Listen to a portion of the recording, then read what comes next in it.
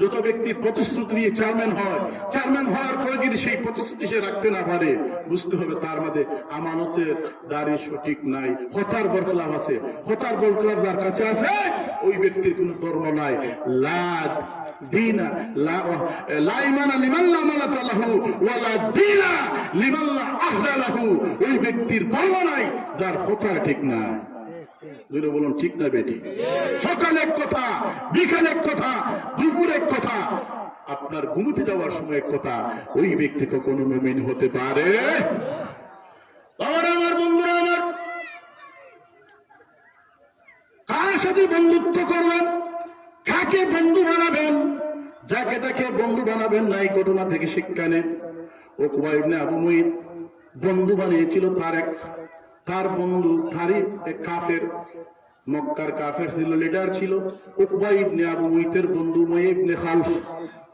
Umayya ইবনে খালফ এসে বলল, রে উকবা ইবনে আবু মুইত, শুনলাম তুই নাকি কালকে তোর মাহফিলের প্রধান অতিথি বানাইয়া তোর অলিমার মধ্যে আব্দুল্লাহ ছিল মুহাম্মদকে দাওয়াত দিয়ে এনেছিস। যাই হোক, এটা তো বড় বিষয় নয়, কিন্তু কলমাও পড়েছিস।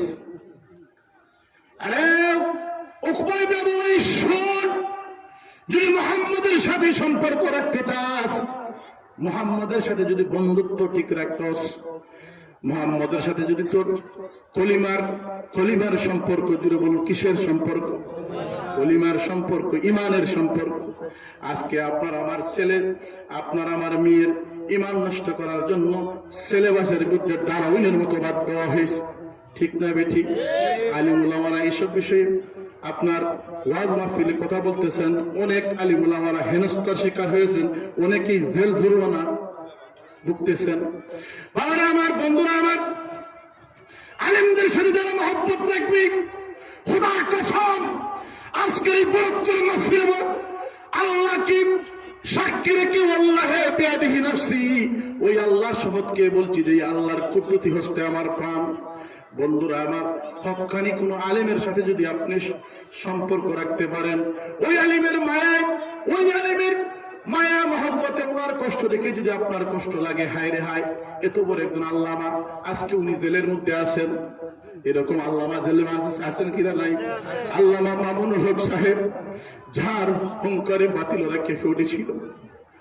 আর আল্লামা মামুনুল হক প্রতিদিন তৈরি হয় না, আল্লামা মামুনুল হক প্রতি সপ্তাহে তৈরি হয় না, আল্লামা মামুনুল হক প্রতি মাসে তৈরি হয় না, আল্লামা মামুনুল হক প্রতি বছরে তৈরি হয় না।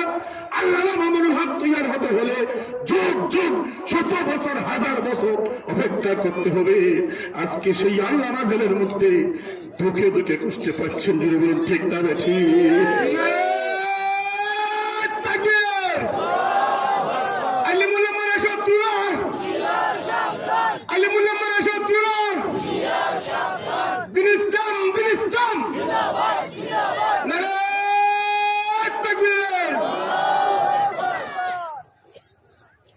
আপনারা কি বিরক্ত হচ্ছেন? আমি শুধু এখানে কথা বলি, এটা না, আপনাদের দোয়ায় আমি স্টেট আমার থানা জগন্নাথপুরে বয়ান করেছি, নাম ধরে কোন আছে আমাকে ধরবে, কোন দলকে ধরবেন ধরেন, আমার হাতে হাত করে লাগান, নিয়ে যান আপনার জেলখানায়, বলে দিন আপনার জেলের ভিতরে মন্ত্র একটি মূর্তি হবে, যদি আমার ঠিক না ঠিক। তারকে একটি ভিডিও ফুটেজ থেকে আমার হৃদয় রক্তকরণ হয়েছে। বারবার সেই ভিডিও ফুটেজটা আমি দেখেছি। রফিকুল ইসলাম মাদানী, একটা পিচ্ছি, আমরা যদিও পিচ্ছি বলি, উনি বাক্তি হওয়ায়, কিন্তু মূলত উনি পিচ্ছি না, অনেক বড় বাপের একজন আলেম, ঠিক না বেঠিক? ঠিক না বেঠিক? আপনারা দেখছেন কিভাবে কোর্টের মধ্যে হাজির করা হয়েছে? আপনারা দেখেন নাই? এই দেশে রেপ করে, যৌন হয়রানি করে, দর্শন করে, চুরি ডাকাতি করে, আপনার সমাজের মধ্যে পেল্লি ঘোরাফেরা করে, তাকে তো এমন হেনস্থা করা হয় না। আপনি কি জানেন আপনার দেশের ভবিষ্যৎ, আপনার ছেলের ভবিষ্যৎ, ভবিষ্যৎ প্রজন্ম বাংলাদেশ মানচিত্র কোন দিকে দাবিত হচ্ছে। মুসলমান ঘুমিয়ে আসো, ইমানকে জাগ্রত করো। আমি কাউকে আপনার মারামারি করার জন্য বলবো না। আমাদের ইমানের দাবি, যেখানেই দেখবে অন্যায় সেখানেই রুখে দাঁড়াও। যদি বলুন ঠিক না বেঠিক? শুধু ইমান কি নামাজ পড়ার নাম ইমান? মসজিদ তসবিহের নাম ইমান? ওয়ান আব্দুল্লাহ ইবনে মাসউদ রাদিয়াল্লাহু তাআলা قال আব্দুল্লাহ ইবনে মাসউদ থেকে বর্ণিত হাদিস, আল্লাহ রাসূলুল্লাহ সাল্লাল্লাহু আলাইহি ওয়াসাল্লাম বলেছেন, মান রাআ মিনকুম মুনকারান ফালইউগাইরিহি বিয়াদিহি। যেখানেই দেখবে বাজে কাজ হচ্ছে, মন্দ কাজ হচ্ছে, অন্যায় হচ্ছে, দেখা মাত্রই বলা হয়েছে মান রাআ মিনকুম মুনকারান ফালইউগাইরিহি বিয়াদিহি, দুই হাতে বাধা দাও। যদি বলুন কয় হাতে বাধা দাও? দুই হাতে বাধা দাও। দুনিয়া আখিরাত কয়টা? দুইটা। কথা বলেন, দুনিয়ার আখিরাত তিন হলো কয়টা? আপনি দিনের জন্য দুই হাত লাগাবেন, দুনিয়া আপনি সফল, আখিরাত সফল। সুবহানাল্লাহ বলেন। আর যদি বলেন সুবহানাল্লাহ।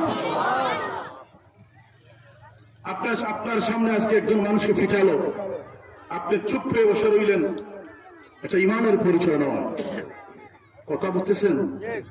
আপনার গ্রামে একজন গরিবকে ধনী ব্যক্তি ধরে দিন দুপুরে তাকে অত্যাচার করতে গাছের সাথে বেঁধে, আপনি তার ঠেকার গরমে, পয়সার গরমে আপনি কিছু বললেন না। ধনী মানুষ মামলায় লাগাই দিবে আমাকে, আপনি চুপ করে থাকলেন। আপনি বোবা শয়তান, বোবা শয়তান, বোবা শয়তান দিয়ে বল ঠিক না বেঠিক? বন্ধুরা আমার, ইমানের স্তর হচ্ছে তিনটি। জুড়ে বলুন কয়টি? তিনটি। ইমানের স্তর কয়টি? তিনটি স্তর। একটি স্তর হলো বাজে কাজ দেখা মাত্রই আপনি প্রতিবাদ করবেন। আর ফাইল্লাম ইস্তাতুই, যদি সেই ক্ষমতা আপনার না থাকে, ফাবে লিসানহি, জিহ্বা দিয়ে বাধা দাও। কি দিয়ে? আপনার লাঠি নেই, জিহ্বা দিয়ে একটা মন্দ কাজ করতেছে, এটা ঠিক না। এটা হলো দ্বিতীয় স্তর ইমানের। কত? কয় নম্বর স্তর? প্রথম স্তর হাত দিয়ে বাধা দেওয়া, দ্বিতীয় নম্বর স্তর হল জিহ্বা দিয়ে বেঁধে দেওয়া। তাও যদি না পারেন, ফাইল্লাম ইস্তাতুই ফাবি কলবিহি, অন্তর দিয়ে ঘৃণা করো। আর বলা হয়েছে হাদিসে, ওয়াযালিকা আদওয়াফুল ঈমান, এটা হচ্ছে ঈমানের নিম্ন স্তর। এটা কি? ঈমানের নিম্ন স্তর। আমরা তো এখনো বর্তমানে মানুষটা চলে গেছি, ঈমানের নিম্ন স্তর পর্যন্ত আমাদের মধ্যে নেই। আমি সেই আলিম রফিকুল ইসলাম মাদানী ভাইকে দেখলাম, তাকে যখন আপনার শিকল পড়াইয়া নুরুল যাচ্ছে, উনি কয়েকটা মার্ডার করছে। কথা বুঝতেছেন না? পায়ে শিকল, হাতে শিকল, মাথার হেলমেটটা এমন ভাবে পড়াইছে সব দিয়ে দেখতে পারে না। আজকে যারা আলিমুল আমাদেরকে এই কষ্ট দিচ্ছেন, শুনে রাখুন, নাস্তিকদের কারণে, কিছু নাস্তিক ব্লগারদের কারণে, যারা ইন্টারনেটে সবসময় হিন্দি বিরোধিতা করে ব্লগাররা, আর নাস্তিকরা এই দেশের কয়জন নাস্তিক আছে আমরা ভালো করে জানি। আমাদের হাতের আঙ্গুল কয়টা? কথা বলেন না, কয়টা? এই 5টা আঙ্গুল গণতে একজন মানব যদি সে যদি অশিক্ষিত হয়, 1 2 3 4 5 এটা গণতে কি তার জন্য কষ্ট হবে? এই দেশে নাস্তিক কয়জন আছে আমাদের চেনার বাকি রয়েছে? আর কত নাস্তিক এনায়েতুল্লাহ আব্বাসী হুজুরের কাছে হার মেনেছে, আপনারা দেখেন নাই? কথা বলেন, দেখেন নাই? এই শুনেন, আজকে আপনাদের মগজে ইসলামীদের ফেতনা লাগানোর জন্য নয়। আমরা আলিমরা কেন মার খাচ্ছি? কেন আমরা ভিজিয়ে যাচ্ছি? কেন পথে পথে আমাদেরকে মানুষ, আমাদেরকে আজকে এমন অবস্থা চলে গেছি, একটা ইটার টুকরাকে মানুষের মামি উষ্ঠে ফেলে দেয়, একটাই যার নিচে চলে গেছি। আলিমদের কদর নাই, একটাই মাত্র কারণ, আমরা শুধু এখন বিভক্তি হচ্ছি। বিভক্তি হওয়ার কারণে আপনার সামান্য গোটা কয়েক নাস্তিকরা আমাদের মধ্যে আপনার সামান্য মাসলাগত বিষয় নিয়ে মতভেদ থাকতেই পারে, এইগুলাকে বড় ইস্যু বানাইয়া আমাদের মধ্যে মাইল লাগাই দিয়া ওরা আমাদের মাঝখান থেকে আমাদের বাচ্চাদেরকে বেহতি করতেছে, ইসলামের ক্ষতি করতেছে। জুড়ে বলুন ঠিক না বেঠি? আমি দেখতে পাব আল্লামা মামুনুল হক কি করেছে, যার হুঙ্কারে বাতিলের মাসলাককে ফেলেছে, নাস্তিকবাদীরা মাথা তুলে দাঁড়াতে পারে না। আজকে মাদানী ছোট মানুষ কথাগুলো বলেছে, কিন্তু অনেক সব কথা আমি সাপোর্ট করছি না, কিছু ভুল হতেই পারে, কিন্তু এই দেশে আরো তো ভুল করেছে অনেক মানুষ, তাদের সাথে তো এমন দেখলাম না। ঠিক না বেঠিক? কথা বলেন, আরো ভুল করেছে না অনেকেই? হয় নাই? বন্ধুরা আমার, আমি আর এদিকে যাচ্ছি না, আমি এই জিনিসটি বলতে চাই, কোরআন হাকিম থেকে আল্লাহ নবীর সাথে মহব্বত করে সে কালিমা পড়েছিল, তার নাম উকবা ইবনে আবু মুইত। মনে আছে কিনা? নাম কি? উকবা ইবনে আবু মুইত। আল্লাহ নবীর সাথে মহব্বত করে সে ইমানের সম্পর্ক স্থাপন করেছিল। কিন্তু দেখেন তার লিডারির লোক, তার ক্ষমতার লোক তাকে কি করলো? তার বন্ধু সুমাইয়া ইবনে খালদ যখন বলল, এরে উকবা ইবনে আবু মুইত, তুই যদি মুহাম্মদের সাথে তুই যদি ইমানের সম্পর্ক করে থাকিস, মুসলমান হয়ে যাস, কলিমার বন্ধনে যদি অটুট থাকিস, তাহলে মনে রাখিস আজকের পর থেকে মক্কার জমিনে আর তুই লিডারি আমাদের সাথে করতে পারবি না। আমরা তোকে আমাদের দলে রাখবো না। বিচার পঞ্চায়েত হলে পরে আমরা তোমাকে বিচারের মধ্যে নেব না, আমরা তোমাকে সমাজ থেকে বয়কট করবো। নাউজুবিল্লাহ। এরকম 2-4 জন বিচার আছে কিনা? নাই। তারা ওইটাই ঘুরে ওইটা বুঝেননি? ও সোনা বন্ধু খেলা জানে, সোনা বন্ধু কি জানে? খেলা জানে। চাষা কালকে আয়তন না, এটা আপনিও জানেন, আমিও জানি। একটু ওইভাবে দিয়া বলে একটু ঘুরে দিয়ে সাবিটার একটু। অথচ আল্লাহর নবীর হাদিস, সাবআতুন ইযুল্লুহুমুল্লাহু ফি যিল্লিহি ইয়াওমা লা যিল্লা ইল্লা যিল্লুহু। 7 গুরু মানুষকে আল্লাহ পাক রব্বুল আলামিন কিয়ামতের দিন আল্লাহর ছায়া জায়গা দিবেন। আল্লাহর ছায়া মানে হলো আরশের ছায়া। ধরে বলেন সুবহানাল্লাহ। কয়গুলো মানুষকে? 7 গুলো মানুষকে আল্লাহ পাক আরশের ছায়াতলে জায়গা দিবেন। ওমান আবি হুরায়রা রাদিয়াল্লাহু তাআলা আনহু قال قال رسول الله صلى الله عليه وسلم سبعة يظلهم الله في ظله يوم لا ظل الا ظله। যেদিন আল্লাহর ছায়া ছাড়া কোনো ছায়া থাকবে না, সেই দিন 7 গুরু মানুষকে 7 গুন্ডার ভিতরে থাকবে। আল্লাহ পাক রব্বুল আলামিন মায়া করে মোহাব্বত করে ডাইকা নিয়া তাকে তার ছায়াতলে জায়গা দিবেন, মানে আরশের ছায়াতলে আল্লাহ পাক অতিথি বানায় জায়গা দিবেন। জুড়ে বলেন না সুবহানাল্লাহ। সর্বপ্রথম যেই ব্যক্তিকে আল্লাহ ডাক দিবেন কিয়ামতের ময়দানের দিন, আল্লাহর ছায়াতলে আল্লাহ তাকে ডাক দিবেন। সেই হাদিসের মধ্যে আনা হয়েছে প্রথম নাম্বারের ব্যক্তি হলো ইমামুন আদিল, ন্যায়পরায়ণ বিচারক, ন্যায়পরায়ণ লিডার, ন্যায়পরায়ণ নেতা। জুড়ে বলেন না সুবহানাল্লাহ। ইমামুল আদিল, ন্যায়পরায়ণ বিচারক, যিনি তার সন্তান দেখে বিচার করবেন না, কারো টাকা থেকে বিচার করবেন না, কারো লাঠি থেকে বিচার করবেন না। দূষিত দোষী, তোমার শরীয়তের আইনে যেটা ভাবতো সেটা হবে। কথা বুঝতেছেন? 1 নম্বরে আনা হয়েছে। যাই হোক, এদিকে আমি যাচ্ছি না। এখন উমাইয়া ইবনে খালদ এসে বলল, তুমি কি আমার সাথে বন্ধুত্ব রাখবা না মুহাম্মদের সাথে বন্ধুত্ব রাখবা? মুহাম্মদের সাথে বন্ধুত্ব রাখো, রাখতে চাও, আমরা তোমাকে বাধা দেব না। তবে মনে রেখো আমাদের সাথে আর উঠা বসা চলাফেরা করতে পারবে। কথা বুঝতেছেন না?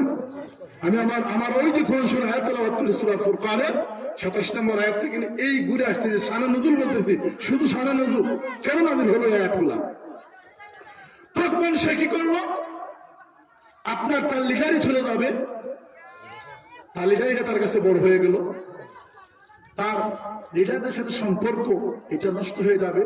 আমাদের দেশে দেখবেন অনেক মানুষ নামাজ পড়ে, কিন্তু তার ওই যে সভাপতি হইতো, ওই দলের যদি সভাপতি হইতে পারে, ওই দলের যদি প্রচার সম্পাদক হইতে পারে, ওই দলের যদি কোন একটা কিছু হইতেই পারে, যে জানোস নিয়ে আমার ক্ষমতা আছে ওটা। কথাটা বুঝতেছেন না? আল্লাহ কোনো তাকিয়ে বলে সারা জ্ঞানী মানুষের জন্য ইশারা যথেষ্ট। যেটা বলুন ঠিক না? ঠিক। তো একটা যদি ভাইয়া যায়, আমার সাথে তো কি হয়েছে, আমি তো এমনি আছি, ইমান জায়গা হয়েছে, ইমান কি জায়গায় আছে? ইমান জায়গাতে নাই। আপনি কার সাথে সম্পর্ক করতেছেন? উকবা ইবনে আবু মুইত বলল, যদি তুমি মুহাম্মদের কালিমাকে ফিরে দিতে পারো, মুহাম্মদের কালিমাকে আবার ছুঁড়ে মারতে পারো, তাইলে শুনে রাখো আমরা তোমাকে আবার আমাদের খুলে নেব, আবার আমাদের নেতা হিসাবে আমাদের কাছে রাখবো। যেভাবে ভালোবাসতাম ঠিক সেইভাবেই ভালোবাসবো। সত্য হলো শুধু কালিমা ফিরে দিলে হবে না। উকবা ইবনে আবু মুইত বলল, পরে উকবা ইবনে আবু মুইতকে উমাইয়া ইবনে খালদ বলল, পরে উমাইয়া ইবনে খালদ উকবা ইবনে আবু মুইতকে বলল, ওরে উকবা ইবনে আবু মুইত, আমার আলোচনা আমি শেষ করে দিচ্ছি। আলোচনার শেষ দিকেই আমি চলে এসেছি। বন্ধুরা আমার 8 মিনিটের ভিতরে আমার আলোচনা ইনশাআল্লাহ শেষ করে দেব। উকবা ইবনে আবু মুইত কথা মনে আছে? তাকে পরামর্শ দিচ্ছে উমাইয়া ইবনে খালদ, যাও মুহাম্মদের কালিমাকে ফিরে দিয়ে আসো। আর শুধু ফিরে দিয়ে আসলে হবে না, মুহাম্মদের যে কালিমা পড়ে তুমি মুসলমান হয়েছো, মুমিন দাবি করতেছো বা মুমিন হয়েছো, সেই মুহাম্মদের গালে তোমাকে থুতু মারতে হবে। নাউজুবিল্লাহ বলেন। কার গালে থুতু মারবে? কথা বলেন না, নাউজুবিল্লাহ বলবেন না। সেই মুহাম্মদের গালে থুতু মেরে তোমাকে আসতে হবে। উকবা ইবনে আবু মুঈত তার বন্ধুর প্ররোচনায় পড়ে, তার বন্ধুর ফাঁদে পড়ে, দুনিয়ার লিডারির আশায়, মাতব্বরের আশায়, দেখেন না সামান্য দিনের কিছু পাওয়ার পেয়ে কি করতেছে। আল্লাহু আকবার। আল্লাহ, এই মহব্বত দুনিয়ার সামান্য লিডারির আশা। সে বলো ঠিক আছে আমি রাজি, চলে গেল। আবার নবীর কাছে আসলো দৌড়াইয়া। আমার নবী সে আসার পরে তার দিকে নবীর নুরানি চেহারা আনোয়ার একটু ভালোবাসা সে আগে দিলেন, কারণ সে তো মুসলমান। সুবহানাল্লাহ বলেন। এবার উকবা ইবনে আবু মুঈত আমার প্রিয় নবী, দুজাহানের বাদশা নবী, যে নবীর শরীর মোবারকের মধ্যে মশামাছি জীবনে বসে নাই। সুবহানাল্লাহ বলেন না। আমার আপনার নবী এমন নবী, যে নবী দেখুন আরবের বালুচর দিয়ে যাইতেন, আরবের বালুচরের বালুগুলো আমার নবীর কদমের মধ্যে চুমু দিয়া ধরে রাখতো। সুবহানাল্লাহ বলেন। আমার নবী দেখতে বলতেন, ইরে বালু তুই কেন আমার পায়ের চামড়ার মধ্যে চুম্বন দিয়ে ধরে আসি? এই সেই বালুকোনা থেকে আওয়াজ আসতো, আমার নবী শুনতেন। বালুকোনা তখন বলতো, আল্লাহ নবী আমি তো জানি আপনি খেয়ে আপনার কদমের মধ্যে চুমো দিয়ে যতক্ষণ ধরে রাখতে পারবো আমরা মনে করব আমাদের জীবনটা সার্থক। বলেন না সুবহানাল্লাহ।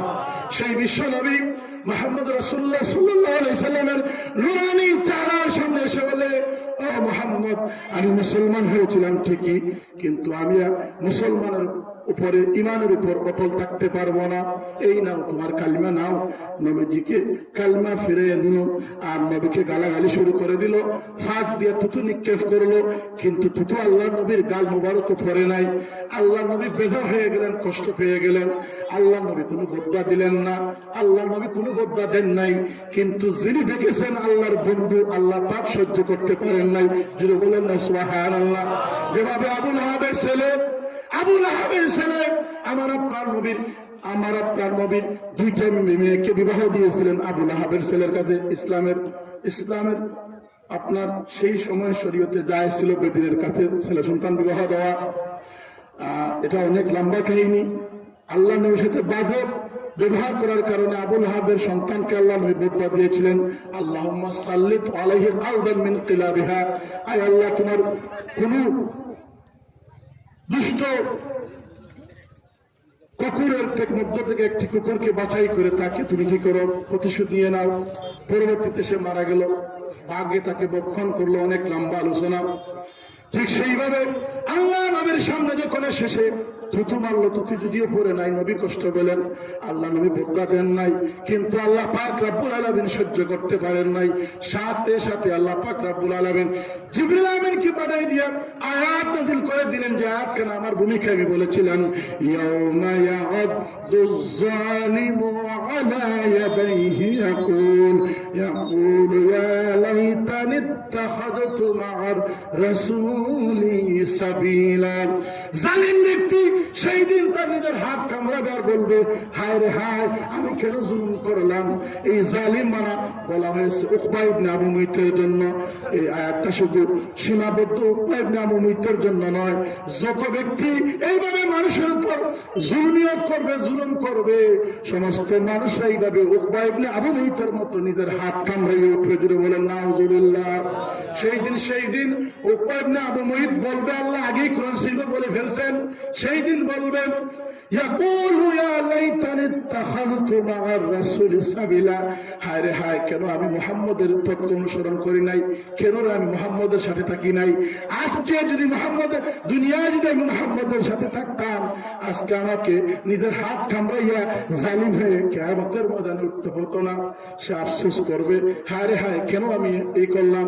সে আরো বলবে, ইয়াকুলু ইয়া লাইতানি ইত্তাখাযতু মা'আর রাসূলি সাবিলা, ইয়া ওয়াইলাতা লাইতানি ইয়া ওয়াইলাতা লাইতানি লাম আত্তাখিজ ফুলালান খালিলা, হায় হায় আমি তো মুমিন হয়ে গিয়েছিলাম, কিন্তু আমার অমুক ব্যক্তি মানে তার বন্ধু উমাইয়া ইবনে খালফের কথা বলা হয়েছে, হায় হায় অমুক বন্ধু এসে তো আমাকে নষ্ট করে দিল। আমি যদি তার সাল্লাহ না নিতাম, আমি যদি তার কুপরামর্শ না নিতাম, সামান্য লিডারের আশায়, সামান্য দুনিয়ার সামান্য বিচারী হওয়ার আশায়